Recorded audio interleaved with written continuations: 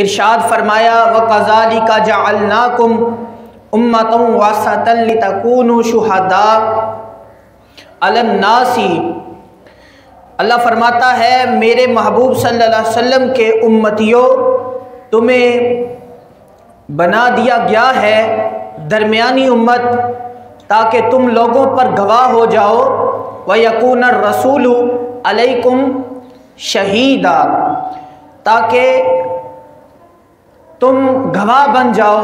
اللہ فرماتا ہے اور اللہ کا رسول تم پر گواہ ہو جائے۔ اللہ تعالیٰ نے قرآن کریم فرقان حمید کے اندر یہ آیات مقدسہ نازل فرما کر ہماری توجہ اس بات کی طرف مبذول کروائی ہے۔ اللہ تعالیٰ فرمانا یہ چاہتا ہے کہ تمہیں بنا دیا گیا ہے درمیانی امت، یعنی آخری امت، تاکہ تم ایک دوسرے پر گواہ بن جاؤ۔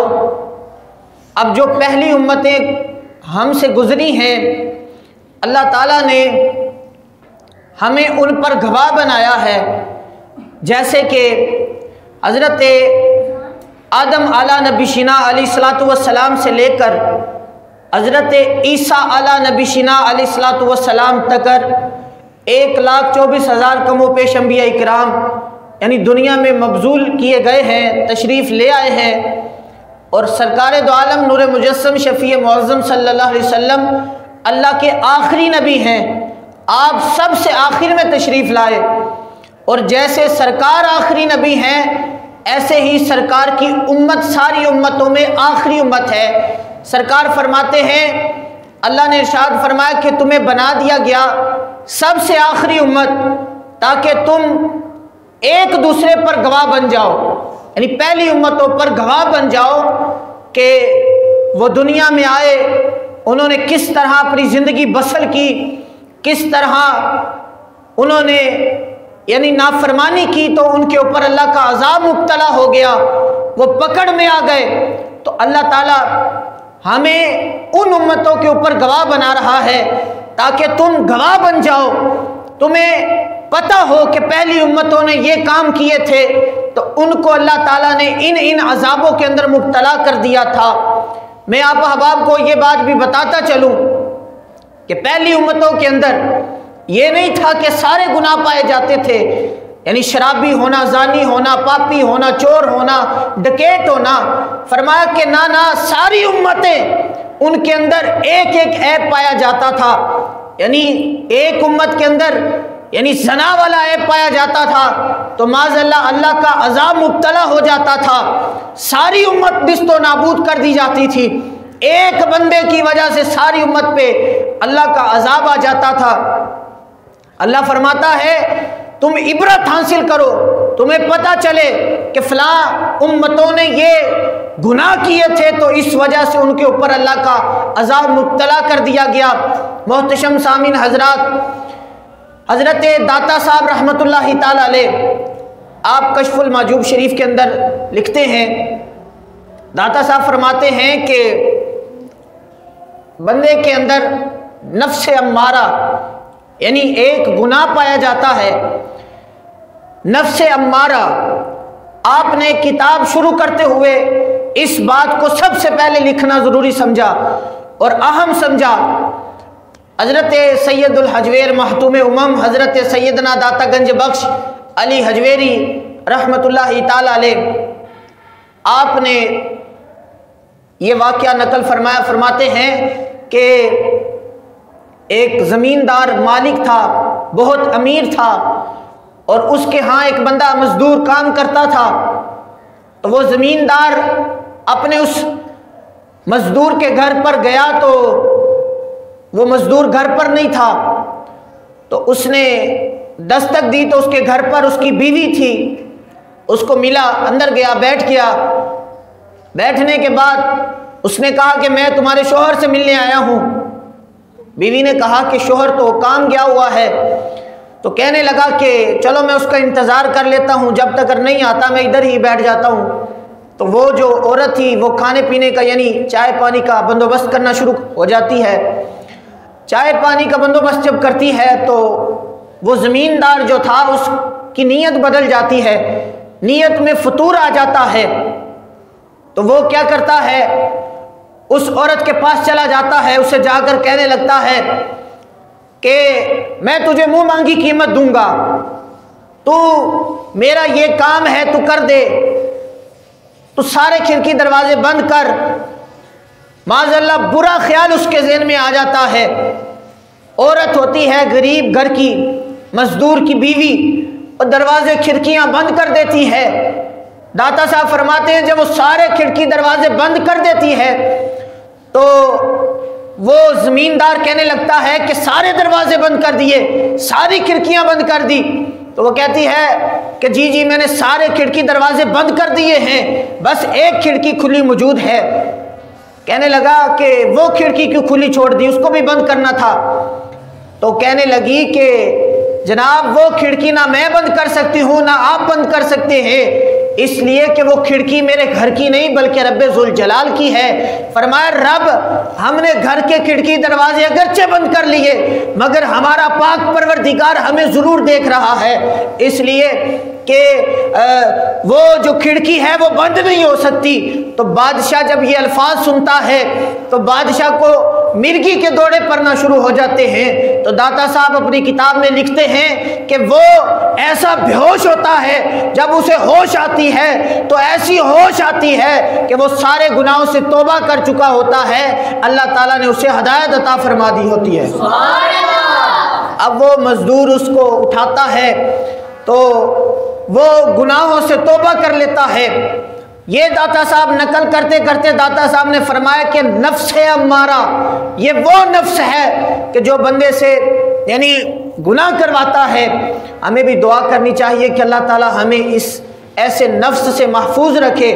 محتشم سامعین حضرات، اللہ قادر قدرت ہے، اللہ تعالی ہر بات پر قدرت رکھتا ہے، ہر کام اللہ کے لیے بہت آسان ہے، اللہ کن کہے تو کام ہو جائے۔ اب داتا صاحب رحمۃ اللہ تعالی علیہ نے یہ واقعہ لکھنا اتنا ضروری سمجھا کہ آپ نے کشف المحجوب شریف لکھنے سے سب سے پہلے یہ آپ نے کتاب کے اندر واقعہ نقل فرمایا۔ محتشم سامعین حضرات، جب عذاب آتا ہے تو ایک بندے کی وجہ سے بھی عذاب آ جاتا ہے۔ حضرت موسیٰ علیہ نبی شینا علیہ الصلوۃ والسلام آپ کے دور کے اندر قحط پڑ گیا، کاکشالی ہو گئی، بارش نہیں ہو رہی تھی، تو حضرت موسیٰ علیہ نبی شینا علیہ الصلوۃ والسلام آپ اللہ کے جلالی نبی تھے، بڑے لاڈلے نبی تھے اور بڑے پیارے نبی تھے، اتنے جلالی نبی تھے کہ ضد کر لیتے تھے، ہر کام میں ضد کرتے تھے۔ مثال کے طور پہ کہ اللہ تعالیٰ اپنے جسم سے پاک ہے، اللہ کا نہ ہاتھ ہے نہ پاؤں ہے نہ سر مبارک، کچھ بھی نہیں ہے، ہر شے سے اللہ پاک ہے۔ تو حضرت موسیٰ علیہ السلام نے ایک مرتبہ آپ نے عرض کی کہ پاک پروردگار عالم میں جب لوگوں کو تبلیغ کرتا ہوں تو لوگ مجھے کہتے ہیں اے موسیٰ تو نے اپنے رب کو دیکھا ہے؟ جس رب کی تو ہمیں تبلیغ کرتا ہے، جس رب کا ہمیں درس دیتا ہے، کیا تو نے اس رب کو دیکھا ہے، ملاقات کی ہے؟ تو حضرت موسیٰ علیہ السلام کہتے ہیں کہ میں نے نہیں دیکھا۔ کہا اگر آپ نے نہیں دیکھا تو ہمیں تبلیغ کیوں کرتے ہو؟ ہم کیوں مانیں آپ کے رب کو؟ آپ کے رب کو نہ آپ نے دیکھا ہے نہ ہم نے دیکھا ہے، تو ہم پھر کیوں مانیں آپ کے رب کو؟ تو حضرت موسیٰ علیہ السلام اللہ کی بارگاہ میں عرض کرتے ہیں اے پاک پروردگار عالم میں تجھے دیکھنا چاہتا ہوں۔ اللہ فرماتا ہے پیارے موسیٰ تو مجھے نہیں دیکھ سکتا۔ عرض کی پاک پروردگار عالم میں تجھے دیکھنا چاہتا ہوں، یہ ضد کی۔ اللہ نے فرمایا کہ پیارے موسیٰ پھر کوہ طور پہ آ جا۔ حضرت موسیٰ علیہ السلام کوہ طور پہ آ جاتے ہیں، اور یہ بات یاد رکھے کہ جب بھی حضرت موسیٰ علیہ السلام اللہ کے ساتھ ہم کلام ہوتے تھے، آپ کے اوپر وحی نازل ہونے لگتی تھی، تو حضرت موسیٰ علیہ نبی شنا علیہ الصلوۃ والسلام آپ چلا کاٹا کرتے تھے۔ آپ 1 مہینہ 2 مہینے چلا کاٹ کر کوہ طور پر جا کر رب سے ملاقات کرتے تھے۔ پتہ چلا کہ حضرت موسیٰ علیہ السلام آپ نے ملاقات کرنی ہو، آپ نے رب سے یعنی ڈائریکٹ نہیں آپ کے اوپر وحی نازل ہونی ہو تو حضرت موسیٰ علیہ السلام 1 مہینہ چیلا کاٹ کر پھر رب کے پاس کوہ طور پہ جا کے ملاقات کرتے ہیں۔ میرا تیرا نبی وہ نبی تھا کہ جس کو چیلا کاٹنے کی ضرورت نہیں پڑتی تھی، بلکہ جبریل تلیاں چوم کے محبوب کو رب کے پاس لے جاتے تھے، اور رب کوہ طور پہ بلا کر اپنا دیدار نہیں کرواتا تھا بلکہ ڈائریکٹ اپنا دیدار کرواتا تھا۔ پتہ چلا خلیل اور حبیب میں فرق یہ ہوتا ہے، خلیل اللہ وہ ہوتے ہیں فرمایا کہ جسے وحی جس کے اوپر نازل کی جاتی ہو، اور حبیب اللہ اسے کہتے ہیں کہ جس کو اپنے پاس بلا کے اپنا دیدار کروایا جاتا ہے۔ محترم سامعین حضرات، حضرت موسیٰ علی نبینا علیہ الصلوۃ والسلام آپ کوہ طور پہ جاتے ہیں تو اللہ تعالیٰ فرماتا ہے پیارے موسیٰ تم مجھے نہیں دیکھ سکتا۔ حضرت موسیٰ علیہ السلام پھر عرض کرتے ہیں پاک پروردگار عالم میں نے تجھے دیکھنا ہے، تو فرمایا موسیٰ پھر میں اپنی ڈائریکٹ تجھے دیدار نہیں کرواتا، میں تجھے کوہ طور پہ اپنے نور کی 100ویں تجلی کی آخری تجلی کوہ طور پہ ڈالوں گا تو نے کوہ طور کے پہاڑ کو دیکھنا ہے۔ حضرت موسیٰ علیہ السلام کہتے ہیں ٹھیک ہے۔ اللہ تعالیٰ اپنے نور کے 100ویں تجلی آخری تجلی کوہ طور پہ ڈالتا ہے تو حضرت موسیٰ علیہ السلام دیکھ کر بے ہوش ہو جاتے ہیں اور کوہ طور ریزہ ریزہ ہو جاتا ہے۔ محترم سامعین حضرات، میرے آقا امام الانبیاء تاجدار مدینہ تو وہ ہیں کہ جو رب کے پاس فرماتے ہیں ثم دنا فتدلی وکان قاب قوسین او ادنی، فرمایا میرے اور رب کے درمیان یہ 2 انگلیوں جتنا وایا تھا۔ فرمایا میں نے اپنے رب کو اتنے نزدیک سے دیکھا کہ جتنا 2 انگلیوں کے درمیان وایا ہوتا ہے۔ محترم سامعین حضرات، حضرت موسیٰ علیہ السلام میں عرض کر رہا تھا موضوع یہ نہیں ہے، میں جس طرف آپ کو لانا چاہتا ہوں، ضد کرتے تھے، جلالی نبی تھے، تو قحط پڑ گیا، ساری امت حضرت موسیٰ علیہ السلام کی بارگاہ میں آئی، عرض کی پیارے موسیٰ قحط آ گیا ہے، بارش نہیں پڑتی، تو آپ ایسا کریں کہ اپنے رب کے ہاں دعا کریں تو اللہ تعالیٰ بارش نازل فرمائے۔ تو حضرت موسیٰ علیہ السلام فرماتے ہیں چلو نماز استسقاء پڑھتے ہیں۔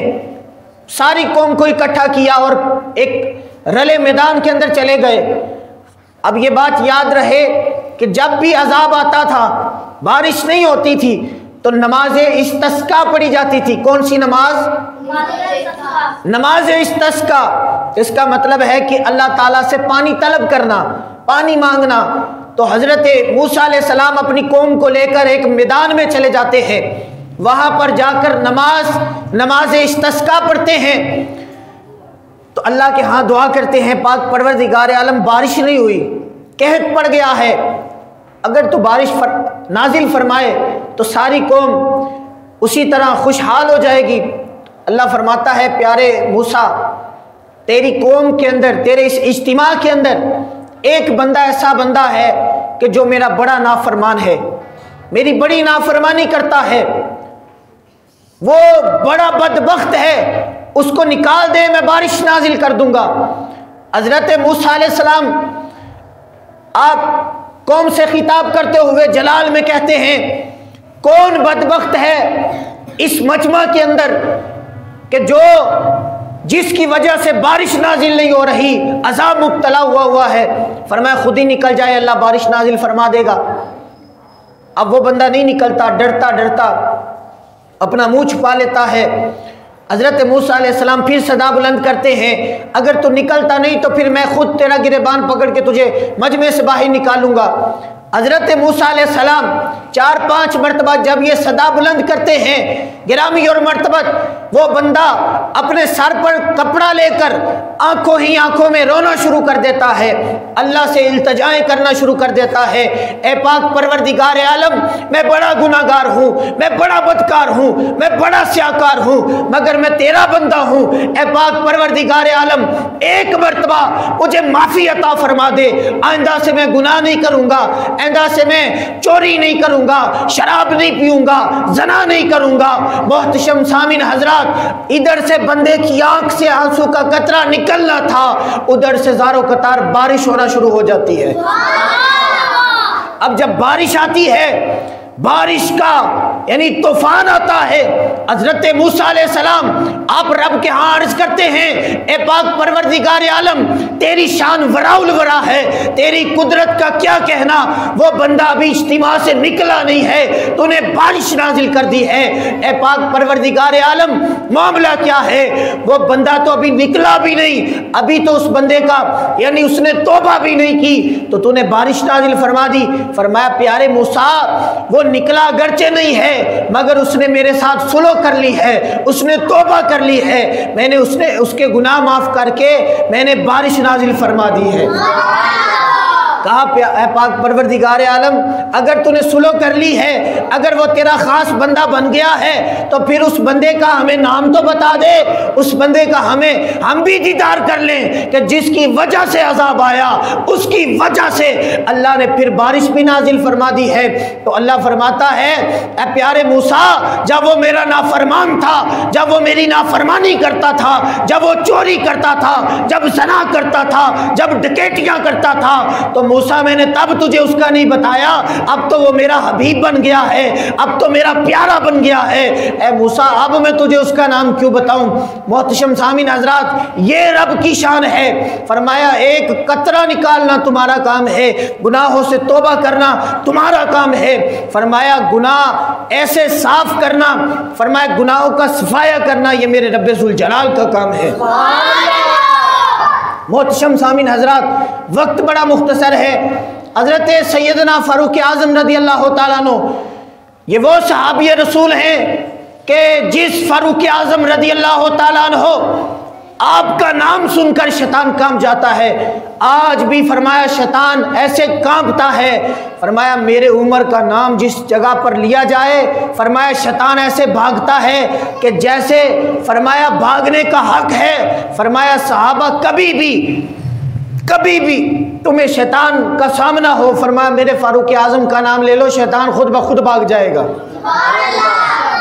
अब इस बात करने से पहले मैं ये बात भी करना चाहता हूँ, हज़रत फारूक आज़म रज़ी अल्लाह ताला अन्हु फरमाया जिसके ख्वाब में शैतान आकर बंदे को पलीत कर जाए, फरमाया वो ऐसे करे कि मेरे उम्र का नाम अपने दिल पर लिख कर रात को सोए, यानी दिल पर आइन और जो नाफ है उसके ऊपर मीम और रे गुर्दे की तरफ उमर लिख कर सो जाए। फरमाया ना उसको शैतानी ख्वाब आएंगे, ना ख्वाब में शैतान आएगा, इसलिए कि उसने अपने दिल पर मेरे उमर का नाम लिख दिया है। फरमाया जहाँ उमर का नाम आ जाए शैतान का वहाँ पर क्या काम है। फरमाया शैतान तो ऐसे भागता है उमर का नाम सुन के कि जैसे भागने का हक होता है। उमर ये वो उमर है कि जो रब का शेर है, ये वो उम्र है कि जिन्होंने कैसरो किसरा की दीवारें हला कर रख दी। ये वो उम्र है कि जिस उमर ने आपने फरमाते हैं कि जब उमर ईमान नहीं लाया था, फरमाया उमर से चंद ऊँट नहीं संभाले जाते थे। फरमाया जब ईमान लाया हूँ तो अब जब कलमा पढ़ लिया है, फरमाया उमर तो सारे ज़माने पे हुकूमत कर रहा है। ये वो उमर कि आपके ज़माने में कहत पड़ गया, यानी अजाब आ गया, जलजला आ गया, तो सारी उम्मत इकट्ठी होकर हज़रत फ़ारूक आज़म की बारगाह में आती है। ए प्यारे फ़ारूक आज़म, ये जलजला आ गया है मदीना शरीफ के शहर के अंदर, तो फरमाने लगे कि किस बदबख्त ने मेरी यानी हुकूमत के अंदर ऐसा काम किया है कि जिसकी वजह से अजाब आ गया है। तो सारी उम्मत कहने लगी कि प्यारे उमर, हमने तो कुछ भी नहीं किया। फरमाया आपके हाथ में दुर्रा होता था, आपने ज़मीन पर मारा, ज़मीन पर मार कर जलाल से कहने लगे है ज़मीन ठहर जाए एक जगह पर। फरमाया क्या उमर ने तेरे ऊपर अदल नहीं किया? फरमाया अगर अदल किया है तो फिर कांपती क्यों है? तो ज़मीन उसी वक्त एक जगह पर रुक गई। फरमाया कि आज के बाद इस जगह पर ज़लज़ला नहीं आएगा। मोहतरम सामीन हज़रात, ये वो फ़ारूक आज़म रज़ी अल्लाह ताला अन्हु आप गुज़र रहे थे तो रास्ते में एक शराबी बंदा, शराबी ख्वाबी बंदा, हर वक्त शराब के नशे में मस्त रहने वाला, अपने ऊपर चादर लिए हुए, शराब की बोतल पकड़े हुए आ रहा है। मदीना शरीफ की गलियां हैं। हज़रत फ़ारूक आज़म रज़ी अल्लाह ताला अन्हु के हाथ में तलवार थी, आपके हाथ में धुर्रा था। हज़रत फ़ारूक आज़म रज़ी अल्लाह ताला अन्हु को जब देखा तो वो शराबी की टांगें कांपना शुरू हो गई। آپ کو دیکھ کر ڈرنے لگ گیا، کانپنے لگ گیا، اپنے رب کی بارگاہ میں توبہ کرتا ہے، اے پاک پروردگار عالم، میں توبہ کرتا ہوں سچے دل سے، مجھے معاف کر دے، میں آج کے بعد شراب نہیں پیوں گا، میں آج کے بعد نیک عمال کروں گا، میں تیرے ساتھ اپنی پکی دوستی لگاتا ہوں، اے پاک پروردگار عالم مجھے فاروق اعظم سے بچا لے۔ اب جب فاروق اعظم رضی اللہ تعالیٰ عنہ قریب آئے، فرمایا کہ ہاتھ میں کیا ہے؟ کہنے لگا کہ جناب کچھ بھی نہیں ہے، خالی بوتل پکڑی ہوئی ہے میں نے۔ تو حضرت فاروق اعظم فرماتے ہیں کہ نکال بوتل باہر۔ جب وہ شرابی شراب کی بوتل باہر نکالنے لگتا ہے ڈرتے ڈرتے، جب باہر نکالتا ہے تو وہ شراب کی بوتل دودھ کی بوتل میں تبدیل ہوئی ہوتی ہے۔ حضرت فاروق اعظم رضی اللہ تعالیٰ عنہ فرمانے لگے کہ ایک دودھ کی بوتل چھپانے کی کیا ضرورت ہے؟ دودھ کی بوتل بھی کوئی ڈرتے ڈرتے یعنی چھپاتا ہے اور ڈرتا ہے کوئی بلا۔ تو کہنے لگا کہ پیارے فاروق اعظم، پیارے عمر، اگر آپ پوچھتے ہیں تو پھر اصل بات یہ ہے، اصل وجہ یہ ہے کہ میں اصل میں پی رہا تھا شراب، میرے ہاتھ میں تھی شراب کی بوتل، تو میں شراب کے نشے میں مست تھا، تو میں نے جب آپ کو دیکھا تو میں نے اپنی سزا دیکھی سامنے، مجھے خوف لاحق ہوا، مجھے لگا کہ آپ مجھے قتل کر دیں گے، تو میں نے رب کی بارگاہ میں سچے دل سے توبہ کر لی، اے پاک پروردگار عالم میرے گناہ معاف کر دے، میں سچی توبہ کرتا ہوں کہ آج کے بعد میں شراب نہیں پیوں گا۔ فرمایا یہ بات کہنی تھی، اللہ تعالیٰ نے شراب کی بوتل کو دودھ کی بوتل میں تبدیل کر دیا۔ حضرات محتشم سامعین حضرات، باتیں بڑی ہیں، میں اسی بات پر آپ کو بات ختم کرنا چاہتا ہوں کہ اللہ تعالیٰ نے فرمایا کہ میں نے تم لوگوں کو آخری امت بنا کر بھیجا اور سب سے بہتر بنا کر بھیجا، اور یہ بات یاد رہے اس امت کے اندر ہر قسم کا عیب پایا جاتا ہے، ہر قسم کا عیب گناہ پایا جاتا ہے، ہم زنا بھی کرتے ہیں، ہم چوریاں بھی کرتے ہیں، ڈکیٹیاں بھی مارتے ہیں، سب کچھ کرتے ہیں، مگر اللہ کا عذاب اس کے باوجود نہیں آتا۔ پچھلی قوموں کے اندر ایک زنا یا ایک عیب پایا جاتا تھا تو عذاب فوراً آ جاتا تھا، اس امت کے اندر ہر قسم کا عیب ہے، ہر قسم کا گناہ ہے، مگر پھر بھی عذاب نہیں آتا۔ فرمایا وجہ یہ ہے وما کان اللہ لیعذبہم وانت فیہم، فرمایا محبوب تو ان کے ساتھ شامل ہے، تو ان کے ساتھ موجود ہے، اس وجہ سے رب عذاب نازل نہیں کرتا۔ سرکار فرماتے، اللہ فرماتا ہے کنتم خیر امت اخرجت للناس اتأمرون بالمعروف وتنہون عن المنکر، فرمایا یہ امت آخری امت ہے، فرمایا سب سے بہتر امت ہے، سب سے اعلیٰ امت ہے، کنتم خیر امت، ساری امتوں میں خیر والی امت، کنتم خیر امت اخرجت للناس اتأمرون بالمعروف وتنہون عن المنکر، فرمایا اس امت کو یعنی ساری امتوں میں سردار امت بنایا گیا ہے، بہتر امت بنایا گیا ہے۔ فرمایا جیسے یہ آخری امت ہے ان کے کام بھی بڑے ہیں، فرمایا یہ خود بھی یعنی عمل کریں گے، اور فرمایا لوگوں کو تلقین بھی کریں گے، وَتَنْهَوْنَ عَنِ الْمُنْكَرِ، فرمایا یہ خود بھی برائی سے رکیں گے اور لوگوں کو تلقین بھی کریں گے۔ محتشم سامعین حضرات، اللہ تعالیٰ نے ہمیں آخری امت بنا کر یہ واضح کیا ہے کہ ہم ہیں گناہ گار، ہم ہیں بدکار، سیاہکار، مگر جو پہلے امتیں گزر چکی ہیں ان کو ہمارے عیبوں کا پتہ نہیں ہے، ان کو ہمارے گناہوں کا پتہ نہیں ہے۔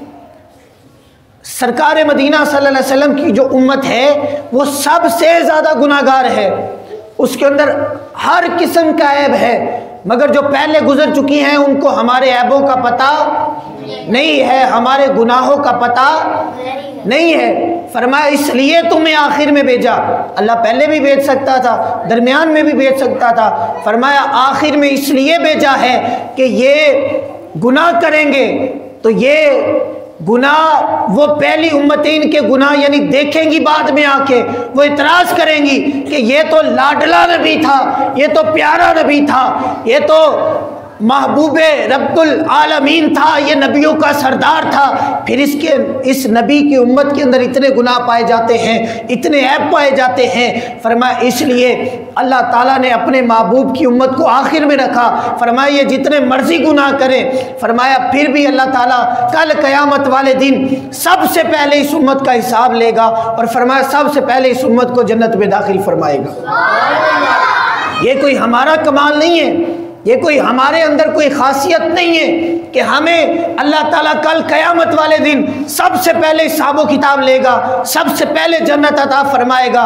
فرمایا یہ کمال ہمارے اندر نہیں ہے، یہ کمال تو مدینے کے تاجدار کی ذات گرامی کی وجہ سے، اس لیے کہ سرکار مدینہ صلی اللہ علیہ وسلم کے ہم گناہگار امتی ہیں، مگر ہم وہ امتی ہیں کہ جو سرکار کی خاطر اپنی جان ہتھیلی پہ رکھ کے بارگاہ میں آ جاتے ہیں، فوراً فی الفور باہر آ جاتے ہیں۔ اب دیکھو کہ حضرت موسیٰ علیہ السلام کے دور کے اندر حضرت موسیٰ علیہ السلام کی جو قوم تھی، تو اس قوم نے کہا کہ پیارے موسیٰ ہم آپ کے رب کو نہیں مانتے، پہلے اپنے رب کو کوئی کھانے کی چیز بھیجے۔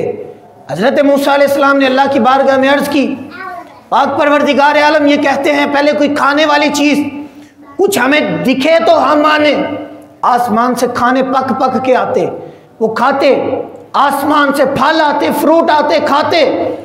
اب جب حضرت موسیٰ علیہ السلام کی توہین کر دی گئی، حضرت موسیٰ علیہ السلام کی بے ادبی کر دی گئی، اس دور کے جو حضرت موسیٰ علیہ السلام کی قوم تھی، اب اللہ تعالیٰ نے فرمایا پیارے موسیٰ ان کو کہو کہ ان کے خلاف جہاد کریں، ان کے خلاف جنگ کریں۔ اب حضرت موسیٰ علیہ السلام نے انہیں کہا، اللہ فرماتا ہے جنگ کے لیے جانا ہے تو چلو جنگ کے لیے چلیں۔ اب قوم موسیٰ کا حال دیکھو، کہنے لگی کہ پیارے موسیٰ ہم آپ کے لیے یہ تھوڑا ہے کہ جو آپ کا رب کھانے پکا پکا کے بھیجتا ہے آسمان سے ہم وہ کھاتے ہیں، کہ یہ تھوڑا ہے؟ اپنے رب کو خود آئے اور آپ جائیں اور جنگ کر کے آئے۔ معاذ اللہ کہ اس طرح کی بگڑی ہوئی قوم اور مدینے کے تاجدار کی فرمایا غلام کیسے ہیں؟ صحابہ کا یہ انداز تھا۔ فرمایا صحابہ جب سرکار مدینہ صلی اللہ علیہ وسلم ایک جنگ سے واپس آئے، پہننے کے لیے کپڑے نہیں ہیں، جوتا پہننے کے لیے نہیں ہے، کھانے کے لیے خوراک نہیں ہے۔ اب صحابہ جب مدینے کے تاجدار کی بارگاہ میں آتے ہیں، لڑنے کے لیے جنگ کا سامان نہیں ہے، آپ کے پاس گھوڑے نہیں ہیں، جب جنگ لڑ کے واپس آتے ہیں سرکار فرماتے ہیں صحابہ اللہ فرما رہا ہے دوسری جنگ میں جانا ہے، کیا تم تیار ہو؟ کہا فدا کا ابی و امی یا رسول اللہ، یا رسول اللہ آپ حکم تو کریں، ہم ایسے ہی کیسر و کسرا کو بھی ہلا کر رکھ دیں گے۔ صحابہ کہتے ہیں یا رسول اللہ ہم جب تک زندہ رہیں گے آپ پہ قربان ہوتے رہیں گے، یا رسول اللہ آپ حکم کریں، خدا کی قسم ہماری جانیں آپ کے اوپر قربان، رب کعبہ کی قسم۔ صحابہ نے بتا دیا کہ نہ پہننے کے لیے کپڑے ہیں، نہ جوتے ہیں، نہ کھانے کے لیے روٹی ہے۔ فرمایا پھر بھی صحابہ کہتے ہیں کروں تیرے نام پہ جاں فدا، نہ بس ایک جاں دو جہاں فدا، دو جہاں سے بھی نہیں جی برا، کروں کیا کروڑوں جہاں نہیں، یا رسول اللہ یہ ایک جان ہے، اگر ہوں کروڑوں تیرے نام پر سب کو وارا کروں میں، تیرے سر کے صدقے اتارا کروں میں۔ یہ صحابہ کا جذبہ تھا، یہ صحابہ کا انداز تھا۔ محتشم سامعین حضرات اس واسطے میرے پاک پروردگار نے ہم سب کو کنتم خیر امۃ اخرجت للناس اتأمرون بالمعروف وتنہون عن المنکر کا لقب عطا فرمایا ہے۔ فرمایا تم بہتر امت ہو، تم سردار امت ہو، اس لیے کہ تم نے کام بھی سرداری والے کرنے ہیں۔ ایک بھی اس مجمع کے اندر ایسا بندہ نہیں ہے، ایک بھی ایسا نہیں ہے کہ جسے کہا جائے کہ مدینے کے تاجدار کی توہین ہو گئی ہے تو فلاں بندے نے کی ہے، اس کے بارے میں ہم نے ایکشن لینا ہے تو کیا کیا جائے؟ سارے کہیں گے مر جائیں گے مگر اس سے بدلہ لیں گے۔ غازی علمدین شہید ہو، غازی ممتاز قادری ہو، غازی عامر چیمہ ہو، غازی عبدالقیوم ہو، رب کعبہ کی قسم، یا امریکہ کے اندر بیٹھا غازی تنویر قادری ہو، سب کے دلوں کے اندر یہی محبت اور یہی جذبہ ہے کہ جب تک زندہ رہیں گے مدینے کے تاجدار پہ قربان ہوتے رہیں گے۔ محتشم سامعین حضرات، اس واسطے آپ سب لوگ یہ عہد کریں کہ ہم نے مدینے کے تاجدار سے محبت کرنی ہے، کسی سے محبت نہ کرو، جس سے محبت کرنی ہے رسول اللہ کی نسبت سے محبت کرو، اس لیے کہ قبر میں کسی نے کام نہیں آنا، قبر میں صرف اور صرف کسی نے آنا ہے تو مدینے کے تاجدار نے آنا ہے۔ اگر پل صراط پر کسی نے کام آنا ہے تو کملی والے نے آنا ہے، حوض کوثر پر کسی نے کام آنا ہے تو مدینے والے نے آنا ہے، جنت میں لے جانے کے لیے کسی نے کام آنا ہے تو مدینے والے نے آنا ہے۔ دعا ہے رب ذوالجلال سے اللہ ہم سب کو عمل کی توفیق عطا فرمائے اور سرکار سے بے انتہا محبت کرنے کی اللہ توفیق عطا فرمائے۔ وآخر دعوانا الحمدللہ رب العالمین۔